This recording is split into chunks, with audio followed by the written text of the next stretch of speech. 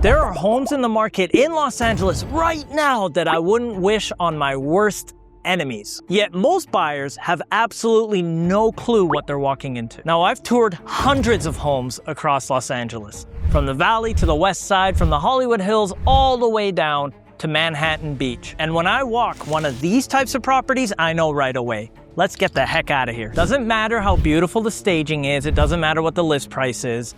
Let's get our bags and let's run. I'm Eddie Fallah, your local Los Angeles real estate agent, and if you're wondering why we're standing in a pile of expensive sticks right now, it's because I'm building this home for some clients in Altadena who lost their home due to a fire, and I thought what better place than this brand new, wide open concept to tell you about the types of homes in Los Angeles you should definitely avoid. Today I'm breaking down the 5 types of homes in Los Angeles that I would avoid buying at all costs, and I'm gonna teach you how to know when you've identified one of these homes and why you should walk away from them, so you don't unknowingly walk into one of these traps yourself. Let's get into it. Let's start with the one that scares me the most, and this one is completely unique to the Los Angeles market, the Hillside home. Now, don't get me wrong, some of the most stunning homes I've ever walked into are Hillside homes. Incredible views, incredible architecture, canyon sunsets that you just won't get anywhere else. But here's what most buyers miss entirely. You're not just buying the house, you're buying the hill underneath it. And sometimes that hill can become a 6-figure or a 7-figure problem. Now, in some of the homes that you find in Beverly Hills and Bel Air, in the Valley, that are located on hillsides, there's a lot of potential problems that a standard home inspection is just not going to find or be able to predict. And the biggest one is retaining walls. Now, these structures literally hold the entire home in place. Without them, your home would just go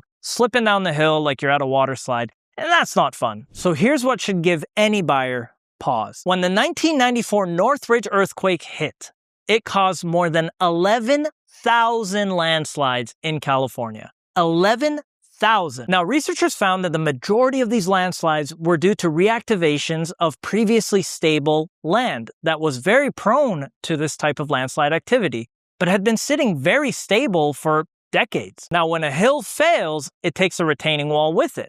And when the retaining wall goes, so does everything else on that land. And that's the scenario that I worry about the most. You just bought a brand new home and you're sitting on a very prone landslide deposit that you knew nothing about.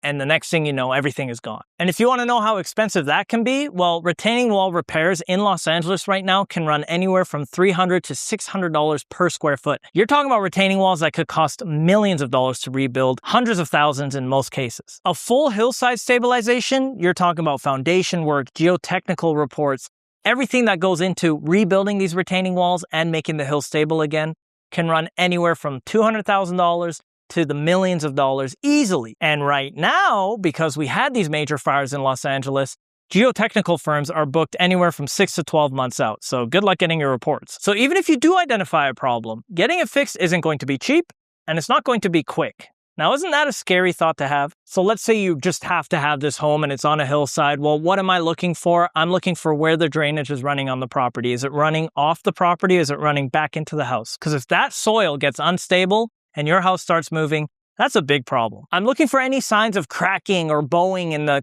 existing retaining walls. Is there evidence of a lot of water staining at the base of a slope? Is there uneven floors inside the home? That could signal that the house is shifting and therefore causing these uneven, bumpy floors. So I recommend, if you are going to buy a hillside home, make sure you invest a couple $100, get a solid geotechnical report while you're in escrow, because that could save you hundreds of thousands of dollars down the line. Now, the second type of home I want to talk about is the too good to be true rental income property. Now, this one catches a lot of investors off guard, and I don't want it to happen to you because it happens a lot more often than people realize. Here's the setup. Somebody lists a home on the market and claims that they're getting $20,000 a month in rental income on Airbnb, or a current midterm rental bringing in $8,000 a month with great tenants. Now, the numbers seem incredible. The math seems to make sense. This is too good to be true. Why would I not buy this property? It gets a lot of buyers excited about a property that's about to pay for itself. I'm putting down my down payment.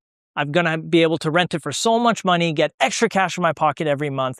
This is a great investment. The problem is that most of those numbers are almost always backwards looking. A lot of these sellers got very lucky. Maybe they had one stretch where they got really lucky and got an incredible series of tenants because there was a vacation boom or whatever was going on at the time. Maybe they caught a wave of fire-displaced residents after a major fire or a flood, or they got an insurance relocation from inside their neighborhood from an insurance company that was willing to pay way too much money for a 1 to 2 year lease. So these sellers are under the impression that that is the standard that the market has set for rentals in their home. And they price the sale accordingly, meaning they're looking to garner a number that makes sense with the astronomical rental figures that they're claiming you're going to receive. But the market you'll be buying into today looks a lot different. The typical Airbnb in Los Angeles generates around $33,000 a year in revenue. Now that's under $3,000 a month for the median rental in Los Angeles, with a 47% occupancy rate. Now LA regularly ranks in the bottom 5% nationally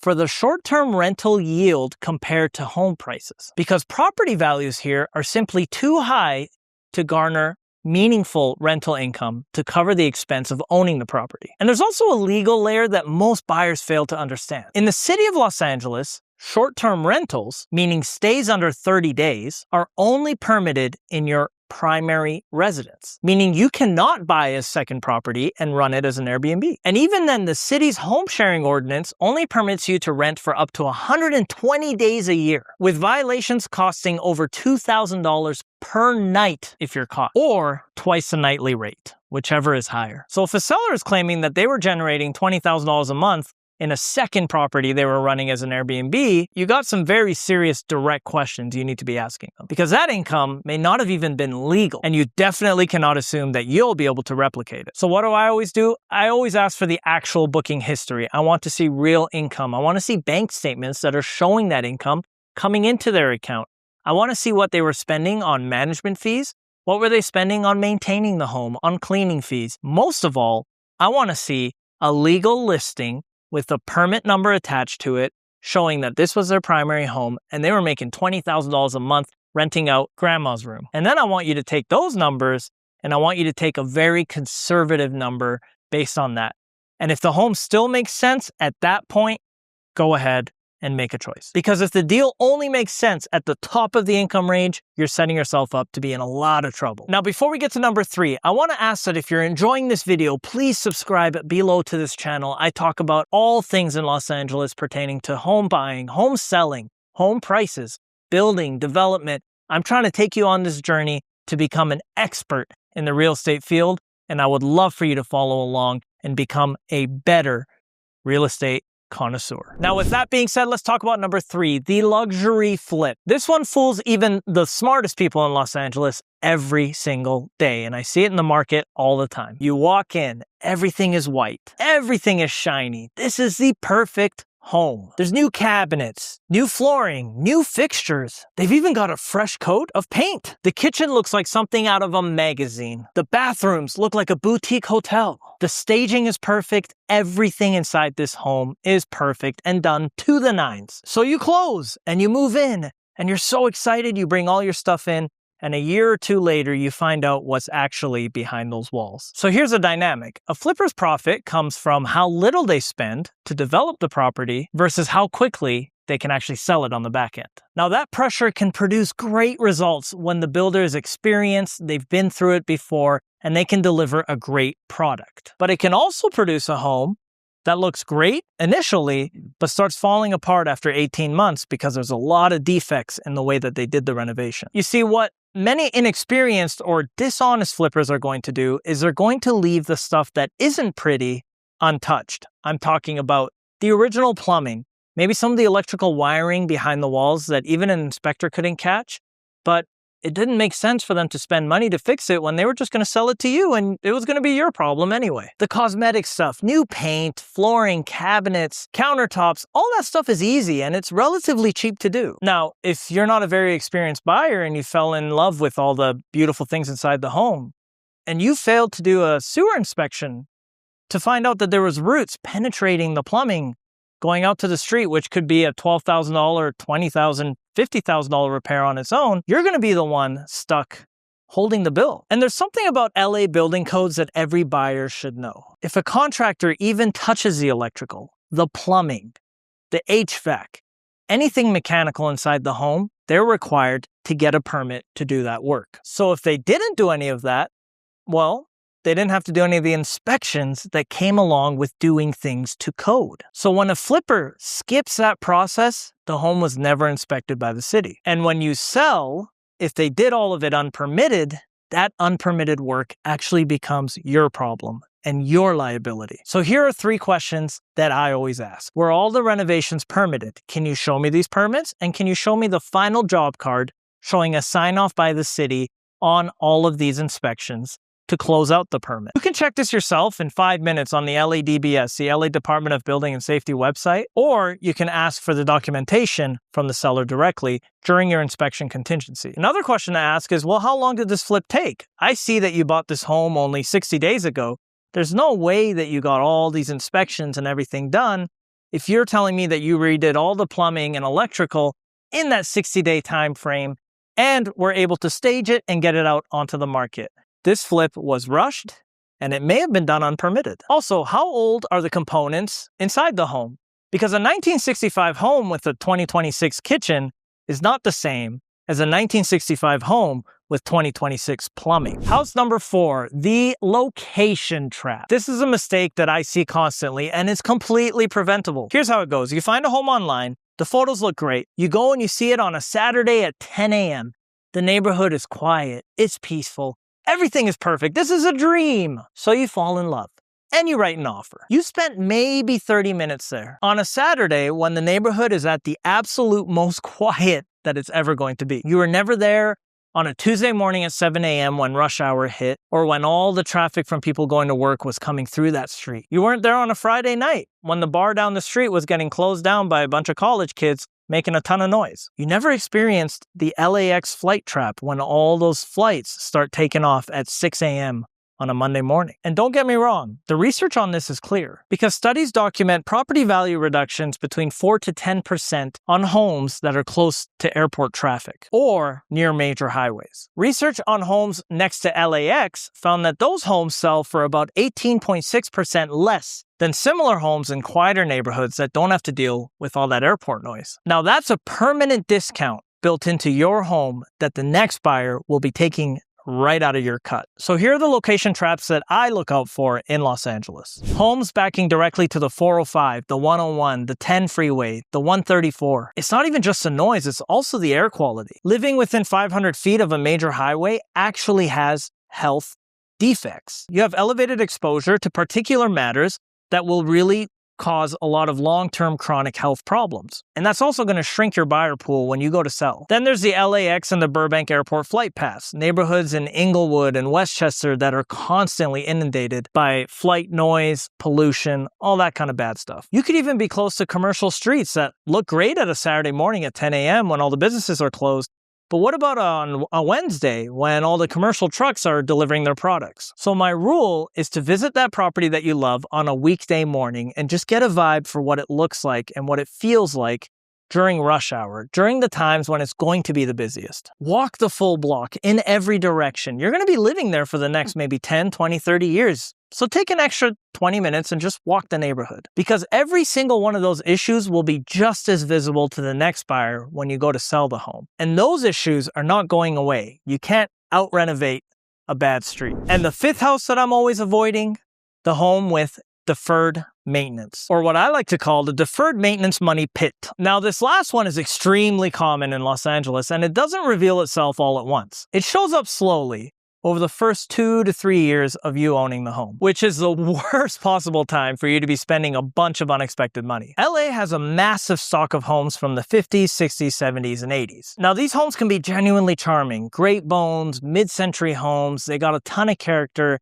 and they're almost like a dream. I actually love that they're still around because we're inundated by so many brand new modern homes. But if every major system has not been maintained properly and is nearing the end of its lifespan all at the same time, owning that home can stop feeling like home ownership and more like a part-time job that's just costing you money right out your pocket. Here's what those repairs in LA actually cost right now. A roof repair, anywhere from $18,000 to $30,000. Now you repair the roof and the HVAC system goes out. There's another $12,000 to $20,000 right outside your pocket. Because most of those HVAC units are only designed to last for 12 to 15 years. Some of the good ones can last you 20. And then let's talk about sewer lines. Many of these old LA homes were built on clay sewer lines that break over time. You could have tree root intrusion. They could just naturally break because the material is kind of soft, to be honest. And that can cost anywhere from $8,000 upwards of $25,000 to repair or replace. What about a faulty electrical panel? Well, you're looking at least $5,000 to $6,000. If it's a 2 or 4 gang panel, upwards of $20,000. And on that note, there's something I really want to specifically flag. A lot of homes that were built in the 80s have these old Zinsco panels. Now, those panels are actually very dangerous to have. They've been extensively documented as large fire hazards. The breakers on these panels often fail to turn off when they start overheating. So instead of breaking to make sure that you don't experience a fire, those electrical wires tend to overheat, which can be a huge danger for you and your family. And some insurance carriers will actually refuse to write you a homeowner's policy if you still have one of these older panels. So if you see one of those panel brands during your home inspection,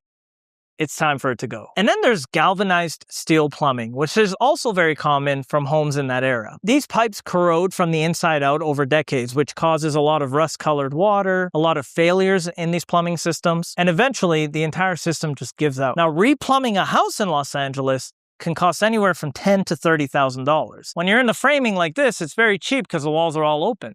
But imagine you got to replumb a house that could be on a concrete slab foundation where you got to break all that concrete, or you have all your drywall and all your beautiful cabinets and everything up, and we got to rip it all out just to put in these new pipes. And then you got to pay the repairs of putting your house back together. Now that changes what you actually pay. You didn't pay for that up front when you bought the home, but you were always going to have to pay it during the course of home ownership. So what do I look for to make sure I avoid these problems? I'm looking at the age of the roof and any other maintenance related issues. Have they been maintaining the home properly? And what is the age of some of these systems? If they still have clay pipe sewers and it's 2026, they probably weren't upgrading the systems as they were going along. Is there water stains on the ceiling near the skylights?